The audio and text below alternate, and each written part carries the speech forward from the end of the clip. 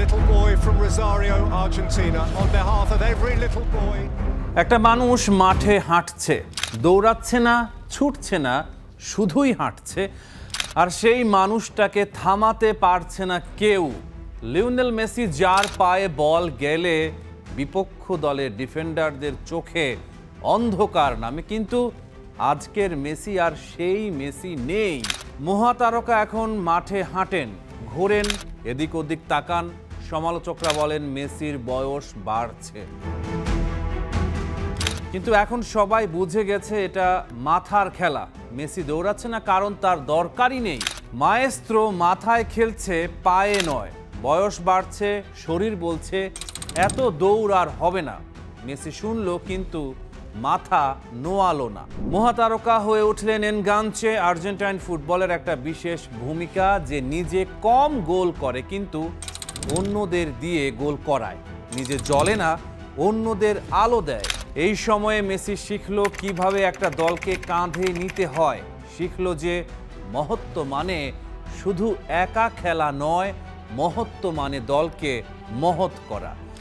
Messi দলের quarterback, American ফুটবলের মতো, যে নিজে সব করে না, কিন্তু কে কোথায় যাবে, কখন পাস দিতে হবে, কখন দৌড়াতে হবে, সব সিদ্ধান্ত তার মাথায়। মাঠে মেসি এখন খুব একটা দৌড়ান না, কিন্তু বল যখনই তার পায়ে আসে তখনই মনে হয় আর্জেন্টাইন কাপ্তান বাকি সবার চেয়ে অন্তত 3 সেকেন্ড আগে সব কিছু দেখতে পাচ্ছেন। মেসি নিজেই বলেছেন কারণটা। এটা ক্লান্তি নয়, এটা কৌশল। যখন তিনি হাঁটেন তখন আসলে তার মাথা সবচেয়ে বেশি কাজ করে। প্রতিপক্ষ কোথায় দাঁড়িয়ে আছে, দলের স্ট্র্যাটেজি কেমন, মার্কার থেকে কিভাবে সরে যাওয়া যায়, এসব তিনি সেই মুহূর্তে বিশ্লেষণ করেন। যখন বল ফিরে আসে তখন তিনি সঠিক জায়গায় থাকেন, একা খোলা জায়গায় পাল্টা আক্রমণ শুরু করার জন্য তৈরি। মেসি মাঠে হাঁটেন, গড়িমসি করেন, এদিক ওদিক তাকান, আর হঠাৎ ফ্যানরা অবাক হয়ে যায়। পাসটা কোথা থেকে এলো, গোলটা হলো কিভাবে। সবাই ভাবছিল মেসি বুড়ো হয়ে গেছে, আসলে তিনি চতুর হয়ে গেছেন। শক্তি বাঁচিয়ে রাখেন, সঠিক মুহূর্তে ব্যবহার করেন। এটাই বুদ্ধিমানের কাজ, এটাই মাস্টার। ডিফেন্ডিং চ্যাম্পিয়ন আর্জেন্টিনা বিশ্বকাপে এমন একটা দল নিয়ে এসেছে যারা একে অপরকে প্রায় চোখ বন্ধ করেই চেনে। তবে খেলোয়াড়দের শারীরিক অবস্থা হয়তো একেবারে শীর্ষ পর্যায়ে নেই। ক্লাবের হয়ে অত্যন্ত ব্যস্ত ও ক্লান্তিকর একটা মৌসুম শেষ করার পর বেশ কয়েকজন খেলোয়াড় চোটের সমস্যায় পড়েছেন। যদি সবাই ফিট থাকেন তবে স্কালোনি কাতারে চ্যাম্পিয়ন হওয়া দলের বেশিরভাগ খেলোয়াড়কেই মাঠে নামাবেন।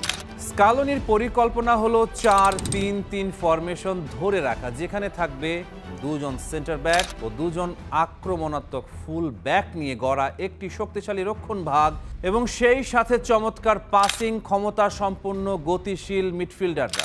আক্রমণ ভাগের নেতৃত্বে আবারও থাকছেন লিওনেল মেসি, আর তাকে সাহায্য করবেন দুর্দান্ত হুলিয়ান আলভারেজ এবং থিয়াগো আলমাদা। আলমাদা এই আসরের ব্রেকআউট স্টার হতে পারেন। 2022 সালের স্কোয়াডের প্রায় 2/3 খেলোয়াড়ই এখানে আছেন, তবে এবার এর সাথে যুক্ত হয়েছেন কিছু সম্ভাবনাময় তরুণ খেলোয়াড়। এদেরই একজন নিকো পাস, যিনি কোমর হয়ে চমৎকার ফর্মে রয়েছেন লাউতারো মার্তিনেজের মতো প্রতিষ্ঠিত তারকা। লিওনেল মেসি এখনো এই দলের প্রাণভোমরা, সবচেয়ে উজ্জ্বল তারা। তিনি এখন এমন একটা লিগে মাঠ মাতাচ্ছেন যেটা বিশ্বের শীর্ষ লিগগুলোর কাতারে পড়ে না, তবু সেই 10 নম্বর জার্সি গায়ে অধিনায়ক মেসি থাকেন সকলের দৃষ্টির কেন্দ্রে। তবে আগের চেয়ে একটা জায়গায় বদল এসেছে, দলটা এখন মেসিকে ছাড়াও নিজের পায়ে দাঁড়াতে পারে, বুকে সাহস নিয়ে লড়তে পারে। মেসি এই দলের প্রতীক, অনুপ্রেরণা। রদ্রিগো দি পল কিংবা ক্রিস্টিয়ান রোমেরোর মতো পোড় খাওয়া খেলোয়াড় থেকে শুরু করে নিকো পাজের মতো উদীয়মান তারুণ্য সবাই আছেন। সবাই তাকে বুকে ধারণ করে মাঠে নামে। সবার কাছে মেসি এক জীবন্ত কিংবদন্তি। সূর্য ডুবে যাচ্ছে, অন্তত তাই ভেবেছিলাম আমরা। কাতারের রাতে লুসাইল স্টেডিয়ামের সোনালি আলোয় যখন লিওনেল মেসির কাঁধে পড়ল সেই বিস্ট, আরবি রাজকীয় পোশাক, রাজকীয় সম্মান, তখন মনে হয়েছিল পৃথিবীর সবচেয়ে পরিচ্ছন্ন গল্পটি শেষ হলো। পর্দা নামছে, একটা জীবনের সবচেয়ে সুন্দর বিদায়। চোখে জল, বুকে তৃপ্তি, ঠোঁটে হাসি। চিত্রনাট্য ছিঁড়ে ফেললেন নিজেই। তিনি মাঠে ফিরলেন, আর এবার 2026 বিশ্বকাপে তিনি এসেছেন আমেরিকার মাটিতে এমন এক প্রশ্ন নিয়ে যা ফুটবল ইতিহাসে আর কখনো জিজ্ঞেস করা হয়নি। 2 বার বিশ্বকাপ জিতে মারাদোনাকে ছাড়িয়ে যেতে পারবেন মেসি? ফুটবলের ইতিহাস ভালোবাসে ট্র্যাজেডি, ভালোবাসে পতন, পুনরুত্থান, নাটক। দিয়েগো মারাদোনার জীবন ছিল ঠিক তেমন একটা পুরো অপেরা। ট্র্যাজেডি, গ্ল্যামার, পতন, পুনরুত্থান। মারাদোনার গল্প কোনো লেখকের লেখার দরকার নেই, জীবন নিজেই লিখে দিয়েছে। আর মেসি, তিনি ভিন্ন। একটা ছেলে ছোটবেলায় ভালো ফুটবল খেলতো, তারপর বড় হয়ে আরও ভালো খেললো, তারপর আরও 2 দশক ধরে একটানা খেলতে থাকলো, শিরোপার পর শিরোপা, ব্যালন্দরের পর ব্যালন্দর। কাঁদার মতো কিছু ছিল ওখানে? হাসির মতো, হৃদয় ভাঙার মতো ছিল না, অন্তত মনে হতো না। কিন্তু কাতার সেই ধারণাটা চুরমার করে দিল। সেখানে মেসি প্রতিটা ম্যাচ খেলতে নামলেন যেন ওটাই ছিল শেষ পদক্ষেপ, শেষ নিঃশ্বাস। এক একটা পাসে, এক একটা ড্রিবলে, এক একটা গোলে একজন মানুষের সব কিছু ঢেলে দেওয়ার গল্প ছিল। Messi's hit! 2022 বিশ্বকাপের আগে মেসি ফ্রান্সের লিগ 1 আর চ্যাম্পিয়ন্স লিগে খেলছিলেন। প্রচণ্ড প্রতিযোগিতা, প্রতি সপ্তাহে বিশ্বমানের প্রতিপক্ষ। শরীর এবং মন দুটোই ছিল চাপে রাখা স্প্রিংয়ের মতো।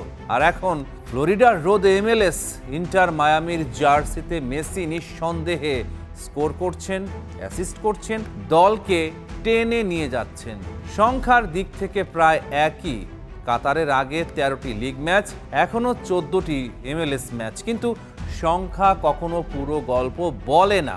লিগ 1-এ একজন ডিফেন্ডার এবং MLS-এ একজন ডিফেন্ডার, এ দুটো এক জিনিস নয়। তলোয়ার সানিয়ে রাখতে হলে ভালো পাথর লাগেই। তবু মেসির পক্ষে একটা যুক্তি আছে। মেসি কাতারে মাঠে দৌড়াননি, তিনি ছায়ায় লুকিয়ে থেকেছেন। হঠাৎ আলোয় এসেছেন, কাজ শেষ করেছেন, তারপর আবার অদৃশ্য হয়ে গেছেন। তার চারপাশের যন্ত্রগুলো ছিল পল, আলভারেজ, এনজো ফার্নান্দেজ। তার জন্য দৌড়েছে, কাজ করেছে, ঘাম ঝরিয়েছে। মেসি শুধু সঠিক মুহূর্তে উপস্থিত হয়েছেন, এটা বিবর্তনই ছিল। স্কালোনি, পেকারম্যান এবং একটি বৃত্তের সমাপ্তি। বর্তমান আর্জেন্টিনা দলটি শূন্য থেকে আসেনি। 1995 সালে কাতারেই সেই একই দেশে আর্জেন্টিনা জিতেছিল অনূর্ধ্ব-20 বিশ্বকাপ।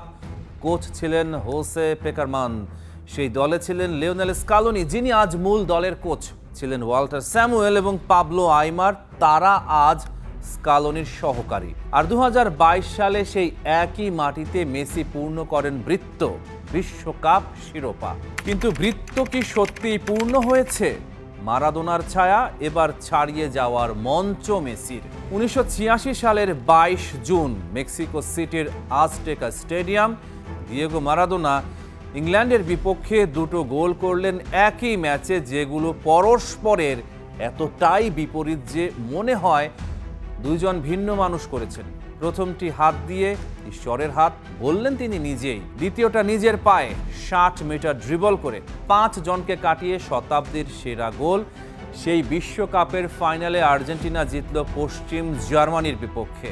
দিয়েগো কাঁদলেন, আর্জেন্টিনা কাঁদলো, পৃথিবী কাঁদলো। সেটাই মারাদোনার মুকুট, এক এবং অনন্য।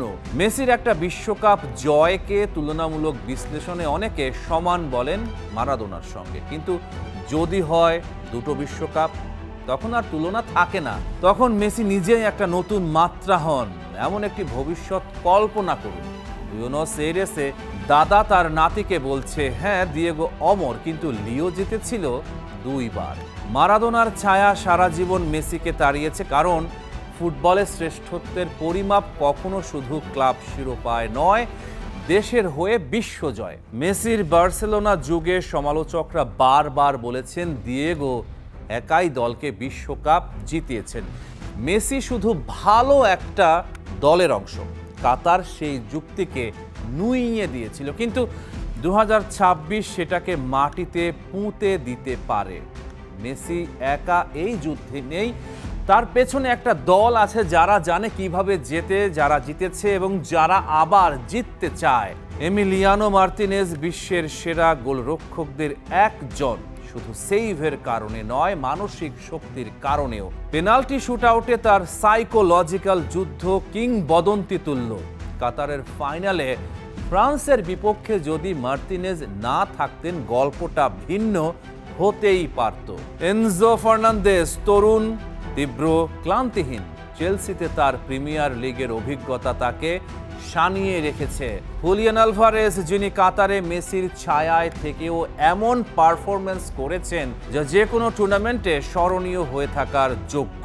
আর মাথার ওপর আছেন লিওনেল স্কালোনি, এমন একজন কোচ যিনি প্রমাণ করেছেন কৌশল, বিশ্বাস আর সঠিক মানুষকে সঠিক জায়গায় রাখার ক্ষমতা দিয়ে বিশ্বকাপ জেতা যায়। যে বয়সে অন্যরা অবসর নেয়, মেসি তখনও স্কোর করছেন। যখন বলা হয়েছিল পিএসজিতে তিনি ব্যর্থ, তখনই ফিরে এলেন এবং আর্জেন্টিনাকে বিশ্ব চ্যাম্পিয়ন করলেন। যখন বলা হয়েছিল বয়স তাকে গ্রাস করছে, তখন তিনি কাতারে সেরা পারফরম্যান্স দিলেন। কাতার ছিল হয়তো মহান পরিণতির প্রথম অধ্যায়।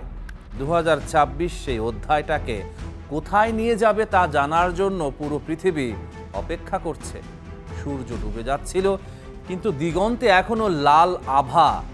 মেসি এখনো মাঠেই আছেন। Rahman pair, star play.